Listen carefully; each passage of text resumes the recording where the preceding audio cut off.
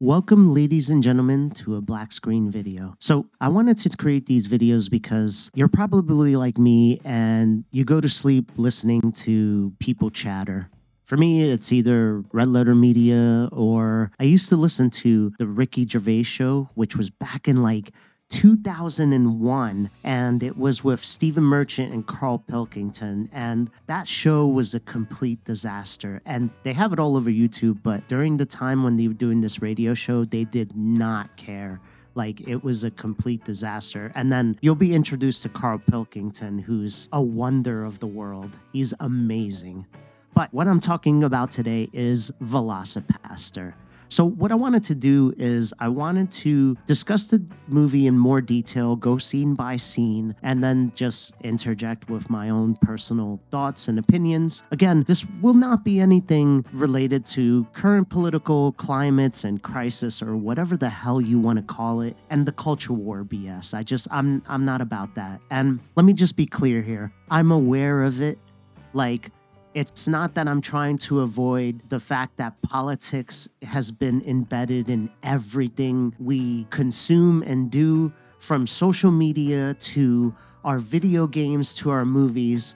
There's just always somebody who's got to bring politics in it, or whatever new culture war it is, whatever we're hating on for this decade. And I'm not going to do it. I understand that it exists. I will not partake in it. To me, it's so petty. It's so stupid. And look, I'm from the days of when we used to just talk about movies simpler. Like, we discuss the plot of the movie, we discuss how much we like the acting or the actors themselves, the cinematography, the writing of the movie, and we never decided to bring in whatever culture war nonsense or politics or all of that stuff. I don't understand why people say you can't avoid it. Like, you have to discuss it and you have to talk about it and you have to use it to your advantage, because that's what engages people. And I don't believe that. I don't believe that you need to resort to that stuff to engage with people. I love talking about these movies like I did in the 90s. And I'm going to give you guys a little bit of advice. I'm just in my mid 40s, but all of this culture war stuff, all of this politics, all of this stuff is like a pendulum, and it just swings one way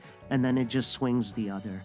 And it's best to just avoid it and not to let it sweep you up, because that's really what happens to people, is it sweeps them up in it and then it consumes them. Their entire life consists of separating people between those that believe what you believe in and those that do not. And it's just so stupid to me. It's so stupid. But with that being said, let's actually talk about Velocipastor. Let's actually discuss the film. We start off with Doug, and he's giving out a sermon. He walks outside, and then he's like waving to his parents. His parents are waiting outside for him. And it's funny because it's set up to look like the car's gonna blow up. Like, you're looking at the car, it's like an old make model car, probably doesn't have the engine in it. The car supposedly explodes, and you hear the explosion, and Doug falls back, but there's nothing there. It's just a clean road. And then there's white lettering saying that this is where the visual effects for the explosion should take place. Again, when I first saw this scene, I was a bit nervous because I don't know, I don't like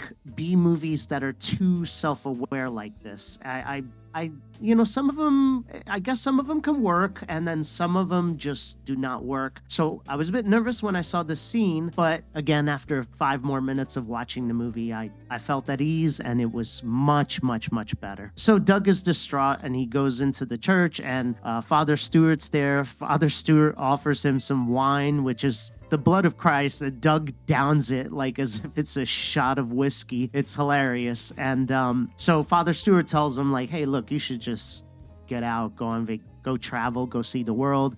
And so that's when Doug decides to go to China, which again is just the backyard woods of the, director / writer's house. And again, it's charming. These little scenes like that are charming. The woods appears again and again and again. And I'm pretty sure the final scene is the same exact woods. So again, it's charming for a 36. Like, if you didn't know the movie's budget, you would be like, yeah, it's kind of annoying. But when you find out how little it was made for and how much heart was put into it and how decent the acting is, you say to yourself, like, yeah, this is a pretty good movie. This is, especially for something that sounds like it's going to be a Sharknado, which seems more commercialized. It just, to me, the Sharknado movies, they don't work. But this movie worked for me. So Doug ends up going to China, and he's like walking around. He's like, oh, China. And then this lady like falls into him. She's got like an arrow in her chest.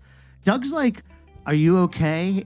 Like, it's like, dude, like, she has an arrow in her chest. Again, that's part of the comedy. I'm not trying to explain it. I'm just saying that, that's part of the scene, and it was enjoyable. She gives him the talon, and she's like muttering a bunch of stuff in Chinese, and he's like, I don't understand what you're saying. And then the only thing that she says like in English is Dragon Warrior. Which, I mean, that's all she says, which, to be fair, comes back later, because later on in the movie, the bald Chinese guy talks about the Dragon Warrior. So it makes sense in the context of the movie, but it's so silly in the beginning. So Doug ends up like grabbing this talon, and then like the ninjas that were chasing this lady, they catch up and they see Doug. Doug like falls back and cuts his hand, I think, on a branch, and then the blood of his hand mixes in with the raptor talon, and then he just blacks out, and then he's just back in his church in America. Like Father Stewart's like, oh, did you have that dream again? So apparently he thinks it's a dream, but they don't tell you what happens after. He's just back in his bed in America. And anyway, you just have to move on, because the story continues on at a decent pace. And so this is where Father Stewart's like, why don't you go eat something? I'm sure you're probably hungry. And then Doug's like, hungry. And he keeps saying hungry. And then that's when he starts feeling the change of the Velocipastor, which doesn't really make any sense. I don't think it's implied in the movie that he's actually eating people to feed.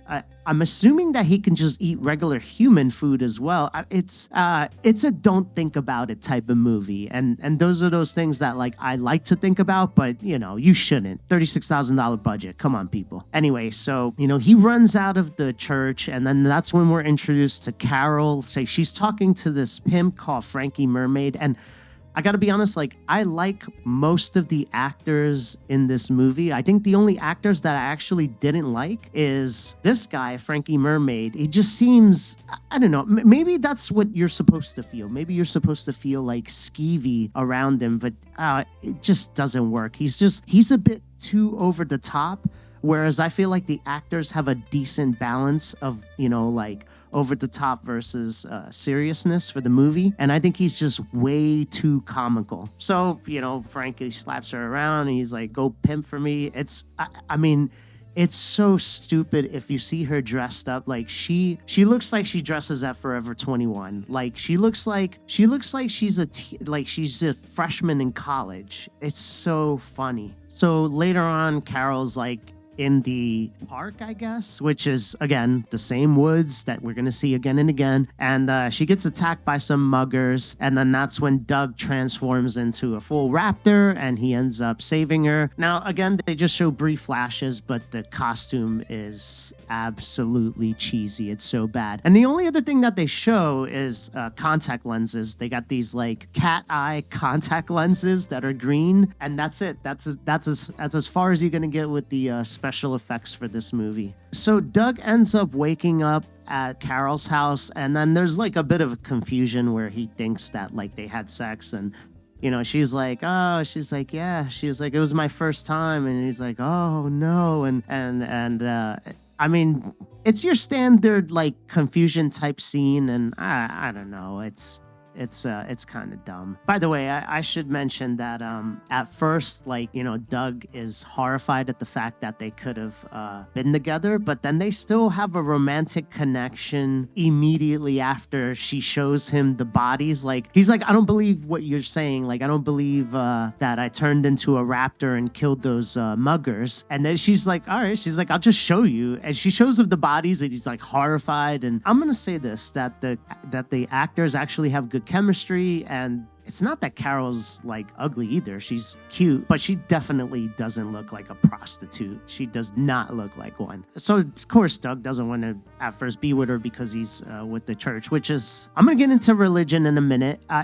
I don't know if I should get into it now. Maybe we should pull the Band-Aid now and just say this. Like, here's my thoughts on religion. I don't think that humanity needs it, and I think I get it. It's not about like the mysticism and to be honest, it's, there's this perception that like for most religions, like people are in it because they just want to ensure that if there is an afterlife, that they're going to go to like the best afterlife. There's some of that, but I think honestly, like religion exists because it's a community. It creates a community, and people are attracted to communities no matter how many negative aspects of that community it has. If it welcomes you, if it tells you like, hey, you're one of us now, like you're part of this community, like you are one with us. When people feel that, like they will defend that community, even though that community is doing things that are wrong. And I think that explains our current political climate, because if you think about it, the current political climate exists because politics has created communities out of their politics. Like it's created these communities where there's an exclusivity. You have to think like them. You have to be pure like them. And if you don't, you're a traitor. You're shunned from the community, and it's so destructive to me. Like it sucks. It sucks to see it, and I don't think that people are inherently like weak or dumb for joining these communities. I think people just genuinely want to feel a part of something, and sometimes like when you don't have guidance on finding a community that is going to be not just positive for you, but like positive for the people around you, like positive in a way where you're not against one group or another. You're just a community of people who love each other and who want to do good, and that's it. It's hard to find that. I get it. But, the problem is that temptation, these communities, they tempt you and they say like, come be a part of our community. Like, it's going to be so great. We're going to love you. We're going to take care of you. We've got your back. You'll never be alone because you'll be with us. That's the way I view religion. It's cut from the same cloth. It's these organizations that create communities. But my problem with it is that these communities always have these rules that usually are about demonizing either a group of people or a gender or anything like that, and it's gross to me. Like, why can't we have a community where it's just people who are just friendly to each other, who take care of each other, and who just work for the betterment of the world? And I know I'm being so lofty in these ideals, and humans are going to be humans. I'm realistic about that. Like, I'm not one of these people who are like, why can't we all just get along? I get it, and I'm not politically correct all the time, but if someone's offended by something, or if someone is hurt by something, like, what does it take from me to just apologize and not say the thing or not do the thing around them and just have a little empathy? I don't know. I know I've gone on a rant about religion, but my point is that I think that there is good aspects of religion. There's bad aspects of religion, but as a whole, I personally don't think that you need religion to be good in your life, to be a good person, to do good in your life, to see the good in others, to help other people. Like, you don't need the religion. Like, it's just an excuse to form the community, but you could just be that community with regular people and not have some type of exclusivity. I get it though. People love exclusivity. That's why we have the console wars, or, I guess they're almost over now. Anyway, that's my take on religion. And I'm going to get a little personal here and say that, like, a lot of my family members are religious. A lot of my family members are Catholic. I would say the majority of them would not be offended by this movie. Maybe one or two of the old school Catholics would be offended by this movie. But for the most part, they would probably laugh at the film. With that out of the way, let's go back to Velocipastor. So Doug goes back to the church, and then that's where Frankie Mermaid decides to have confession. Now, on top of saying some of the most horrible things ever, like I think he says he throws a baby in a river at one point. Like, he says it to be shocking, which is why I don't like his character as much. But then he admits to killing Doug's parents just for fun. And I was like, what? I'm like, the coincidence here. But of course, that's where Doug gets mad. He only changes like his hands. So you see these cheesy vinyl hands like pop out of the confessional window, and they end up choking Frankie Mermaid. And so Frankie Mermaid dies. Doug goes back to Carol and he's freaked out. He's like, oh my God. He's like, I just killed this guy. I killed another guy. He's like, I'm worried. And then he's like, if we're going to do this, like we're going to be vigilantes, they need to be rules. He tells her that he killed Frankie Mermaid. And then of course she like hugs him and she's all like happy because Frankie Mermaid was abusing her. And then that's when we get like the first emotional close up where they're just like kind of close to each other and looking at each other in the eyes and stuff, and they're gonna be romantic. But again, like the movie plays it well. I think he swears off the church by the time he actually is with her. Although he doesn't, I don't think he does it officially or anything like that. He just leaves the church. But he does the right thing. He's the Velocipastor. He's a good guy. He's the hero. So there's this silly montage of Doug working out and like doing his sermons and fighting crime and stuff like that. It's really funny. Oh, and by the way, I did notice that when Doug is giving Carol the body of Christ, it's supposed to be like one of those like rice crackers, but I could swear it's just a chip, like a regular Lay's chip that they just like broke down to be small. During the montage, like Carol and Doug get closer. Carol's like constantly smoking a cigarette, and it looks like she doesn't smoke cigarettes. Like it's so stupid. I guess that's just to assure you that she's still a prostitute. Anyway, cut to the Chinese Catholic Ninja Army, which is run by like this bald Chinese guy with like a Hitler mustache. And then his second in command is Justin Timberlake when he was 19. And it's so stupid. I don't know. I think that like people who love like the Japanese culture would be so insulted that they just put ninjas and Chinese together. They're like, it's Asian. Like they're Asians, and then so that's it. They're ninjas. They're ninjas over there.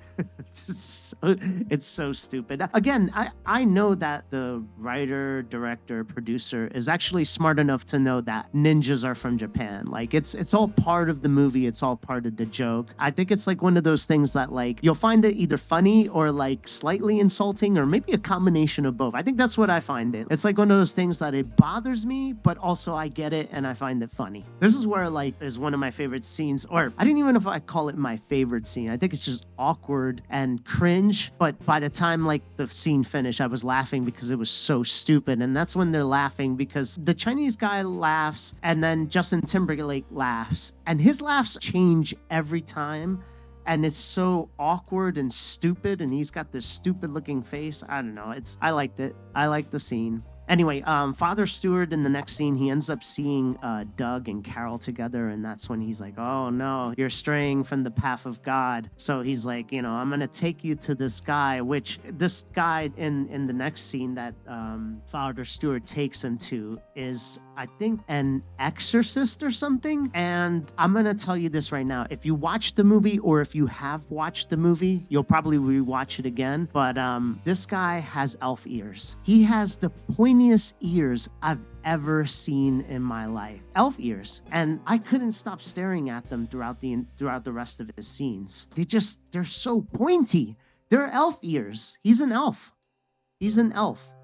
Anyway, this guy is this creepy, like, goth-looking exorcism guy. Although, like, I don't know. It seems like he's full of it. They do this thing, and he does get Doug into raptor mode, and Doug ends up, like, poking out Father Stewart's eye. He thinks he kills him, but he actually doesn't. Like, Father Stewart is still alive. It's so stupid. But within this scene is Father Stewart's flashback, and Father Stewart's flashback is legendary. Basically, like, he's in Vietnam, and I mean, it is again the same woods, the bare minimum. It looks like they got some of their gear from like an Army and Navy surplus, or either that or like a Goodwill. There's people wearing jeans with their BDUs, which if you're military, like, you see that stuff, it drives you insane, because it's like, no, don't do that. Don't be in the military and do that. But it's supposed to be silly. Like, one guy's guy's got this pump shotgun, which I'm just like, yeah, that's not standard issued for the military. I don't know,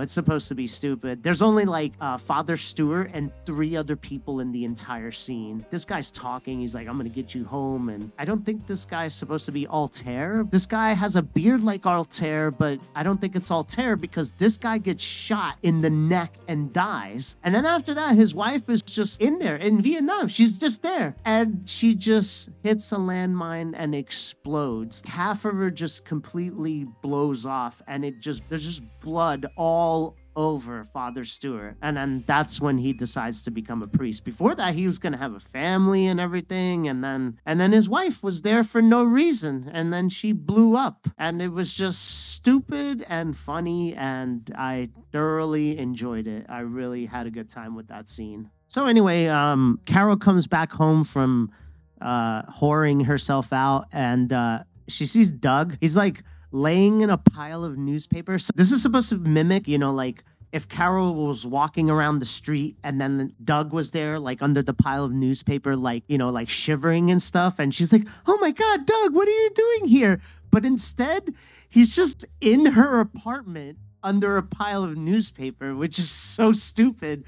And I could imagine like, they were like, yeah, we're not going outside and doing this. Like, just do it inside the house. Who gives a shit? It's a $36,000 movie called Velocipastor. Anyway, Doug is all like upset because he's like, oh my God. He's like, I poked out Father Stewart's eye. I killed him. And like, what? I'm a monster. And then this is where Carol's like, no, you're not a monster. And then of course they, make out. So wait a minute.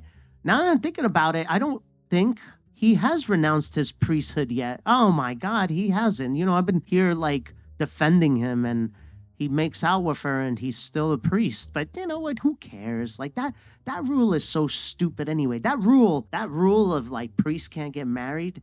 Like, come on. It has caused way more problems than it has solved. And they should just update it. They should have women priests, and they should just have priests allowed to get married. Just let them get married, man. That way they don't get bored and start doing other stuff, if you catch my meaning. God. I did not want to go down that route, but, here we are. Anyway, so there's this awkward love scene between Doug and Carol. So anyway, they're sleeping together, and then ninjas bust into the house, and then they know kung fu. Like, I don't even, like, how did they learn? But, like, Carol's, like, a badass. She, like, kicks the ninjas' asses, and then so does Doug. He doesn't change into the raptor. He just kicks their ass, and then they just start making out again. It's so weird. He's still in his tighty whities. Like, you can tell he's trying to fight off a semi. I mean, I would if I had to kiss Carol. She's not that bad looking. And she's in her underwear, too. Anyway, one of the ninjas that they interrogate is, like, just a white kid. Total white kid. And then, like, he says, like something about Father Jones. And then, like, Doug's like, oh my God. The next scene is with Father Steere. He's still alive, only to be killed by the Chinese bald guy because they explained their plan. And their plan is basically this.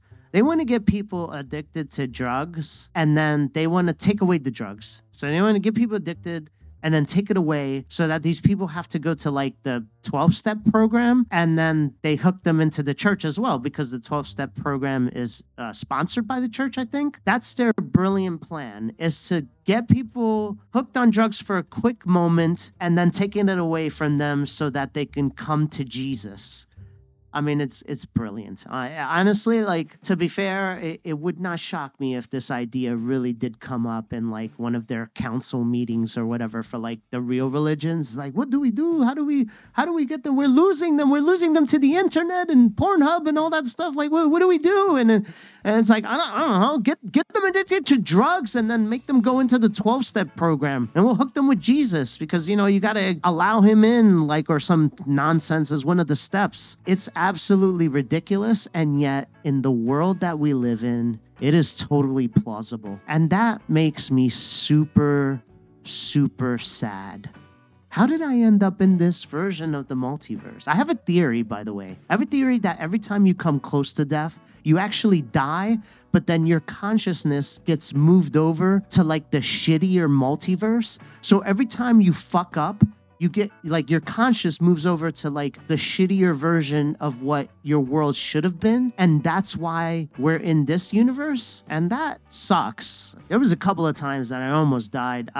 One time I almost drowned. I was at the beach and the current was super strong. And like, I was, I think 12 years old, no parents around, just my cousin who was my age and was at the shoreline. He was definitely not going to jump in because he was not even as good a swimmer as me, and I couldn't make it back to the shoreline. So, you know, I'm trying to swim and then I just gave up. And I don't know if anybody's had like that feeling where like you've just given up, where you're just like, I'm done, like I'm done for. And that's the feeling I had in the water. Like I was just like, I'm done. I'm dead. Like I can't swim anymore. And the current keeps pushing me back. I'm like 50 feet away from the water. And then all of a sudden there was like two people swimming as well, which I didn't even see them at all when we were there swimming. There was nobody at the beach, and they rescued me and then they left. And, you know, I know that some people would look at that and they'd say that's like divine intervention. But at the time I never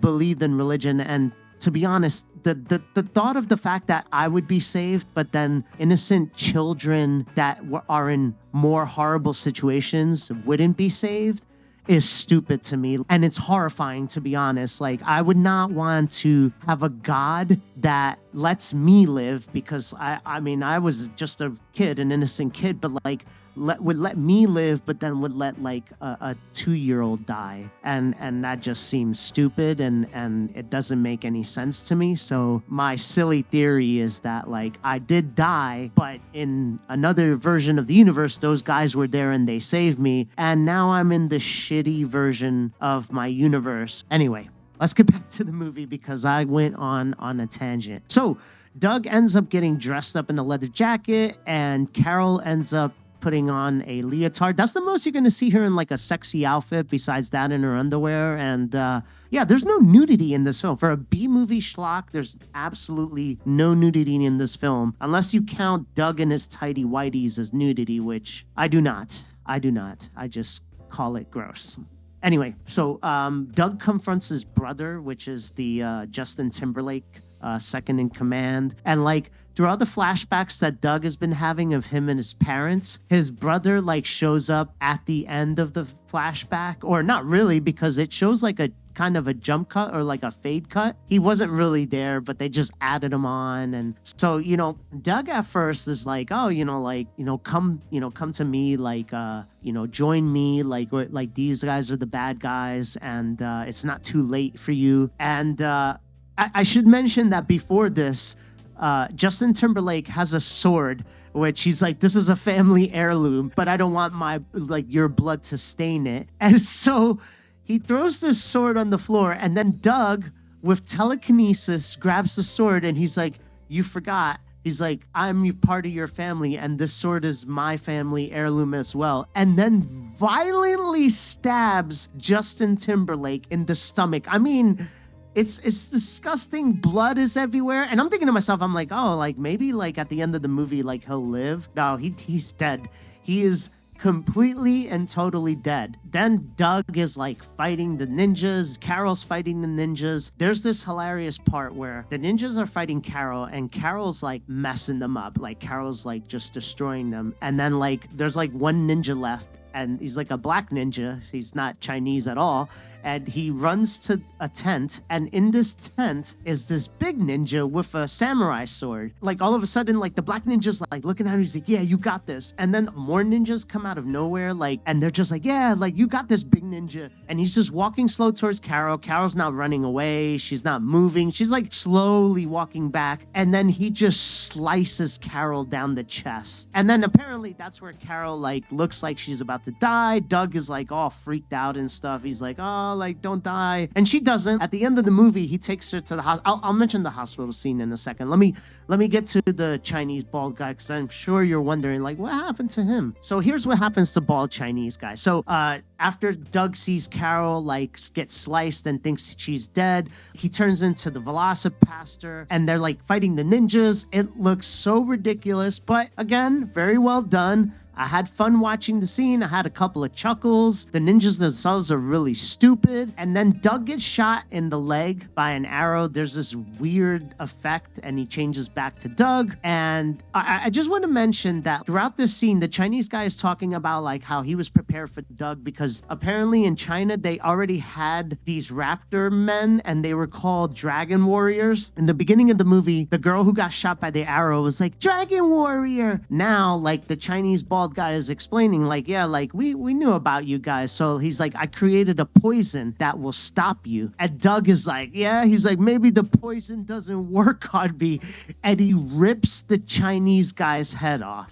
By the way, I just wanted to mention the Chinese guy is holding the arrows by the tips and it drove me nuts. He just keeps walking around holding the arrows by the tips. And I'm like, why is he doing that? Like, why aren't they poisoned? I know that it's probably only affects the raptor, but still, it's so stupid. Anyway, so Doug rips off Chinese guy's head. It's a mannequin head. It's really cheap. It's really cheesy. Again, $36,000 budget. You got to forgive them. Like, you want to see a good head ripping scene. You want to see something gory. You want to see something gross. But, that costs money. And to be fair, it was bloody. It's not like they skimped on the blood. So that part was fun. Anyway, Doug is like, oh yeah, I remember. I can get Carol to the hospital. And this is where I wanted to bring up. Doug brings Carol to the hospital and like this doctor comes out. He looks like Glenn Howerton and acts like Glenn Howerton from It's Always Sunny in Philadelphia. He's got this stupid like those stupid circular mirrors that old-timey doctors have on their head. And he sits down next to Doug and lights a cigarette and he's like, yep. He's like, she's gonna be all right. And then he goes to see her and she's fine. And the funny thing is,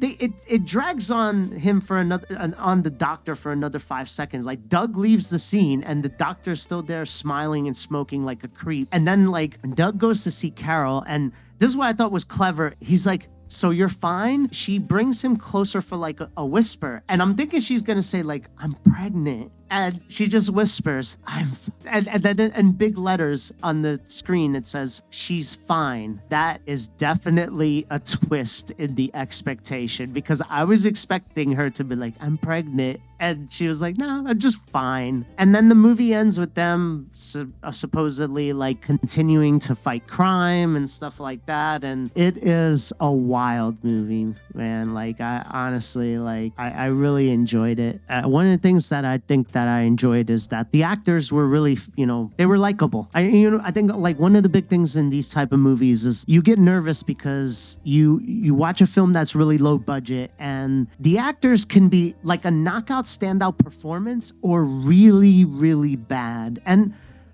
it's not that I'd say that any of the performances on here are standout performances. They're fun. They're really good. They're believable. They're, I don't know. I like I said, Doug and Carol, like the actors that played the two characters, they're very enjoyable on screen. I really love Father Stewart. It's a shame that he died. Like I love the fact that he lived. I was like, and I guess they established that to just show that Doug didn't kill Father Stewart, therefore he's not a bad guy. Although I don't think that he even knows, like I don't think the bald Chinese guy tells him that Father Stewart was alive. I think they just leave that by the wayside. So Doug will never know that he didn't kill Father Stewart, which kind of sucks, but maybe for the sequel, which it's been about 5 years, so I don't know if there will be a sequel. Maybe there shouldn't be. I mean, this guy, the writer, director, producer, Brendan Steele, he seems like a smart guy. He seems like if you gave him money, he can create a real good movie. And so I'm of the opinion that this was a fun one-off. And I don't think you should exploit it, and I don't think you should make any more. Or, I mean, if you do, give it to somebody else and let them make the movie. But I personally, since this movie is a cult classic, I would leave it. I would leave it as is. But I don't know. The idea that Brendan Steele's going to listen to this video and take my advice after 5 years that he already probably has decided on what he's going to do with the movie franchise. But the movie was great, and I think it should just be left that way. I don't think that any sequel should be made. I think Brendan Steele should be given a chance, should be given a bigger budget, and he should make more movies. I don't know what type of movies he likes. I think he does well in comedies. So yeah, that's Velocipastor. Like I said, I really enjoyed the movie. I hope that you enjoyed this reading of my black screen videos. Like I said, I want to get more personal with these videos. I want to just talk to you like a normal person would talk about movies. And I guess I haven't given a real review. Like, I know a lot of YouTubers will talk about cinematography, acting, directing. I've already mentioned that the acting's great. The writer, director, producer, Brendan Steele, he did a fantastic job. The idea was born out of nonsense. I mean, it's an autocorrect. He was going to write Velociraptor in his messaging, by the way, I'm sure instead of saying Velocipastor, I'm sure I've already said Velociraptor a bunch of times, but who can blame you? Like, when are you ever going to say Velocipastor? And I mean, he took that simple idea from an autocorrect. He made a trailer. People liked the trailer for his student film. And then he made a full movie out of it. Like, you have to commend something like that. That is way more than I have ever done and probably will ever do. And I mean, I admired that. And the movie is fun. And as I've said, the actors themselves, I love them all. Probably didn't like Voltaire and I didn't like the Frankie Mermaid guy, but they were side characters and they weren't on screen that long, so it's not that big of a deal. The main actors, the lead actors, are the important ones, and they were adorable and they were lovable. So that worked out really well. As I've said, I think in my my shorter video, the camera work is like a combination of Law and Order and like a 70s porn. It's unique, and I enjoyed that about the movie. And for me, as long as there's not a lot of shaky cam, I cannot stand the shaky cam. I don't like movies like Paranormal Activity. I watched Blair Witch in the theater, and again, when we discuss these older movies, I'll go over my theater experiences. I had a lot of theater experiences because I had a friend who worked at the Regal Cinemas. We'd get in for free. We would get in after midnight and watch movies before they'd come out. I can't tell you how many times I watched The Matrix in the theater for free, like dozens and dozens of times. Anyway, that's Velocipastor for you. I don't know. I'll try to do something about Mary. Let's talk about my theater experience. I love talking about my theater experiences. I've had some really good ones. I've had some really bad ones too. But I hope you enjoyed this. If you did, if you can, hit that like button for me, because that is the only thing that gets these videos to spread. And if nobody hits the like button, it just does not recommend my videos at all to anyone, which sucks. But if you don't like the video, you are not obligated to do anything. I accept criticism, and I accept that not everybody is gonna like this, and that's cool. But for me, as long as some people like this, as long as there's some people out there that love listening to people just talk about movies in a normal human way, then I'll keep making these videos. Anyway, until the next time, guys, you take care out there. Take care of yourself. Take care of your family. Take care of your friends. And, be positive out there. I know it's difficult. I know we're in the worst version of the well, it could get worse, but I know we're in a crappy version of the multiverse. I know we are. But you know what? Just make the most of it. Smile. You move on, and you take care of your loved ones, and that's it. So, on that note, take care, guys. I'll talk to you in the next one.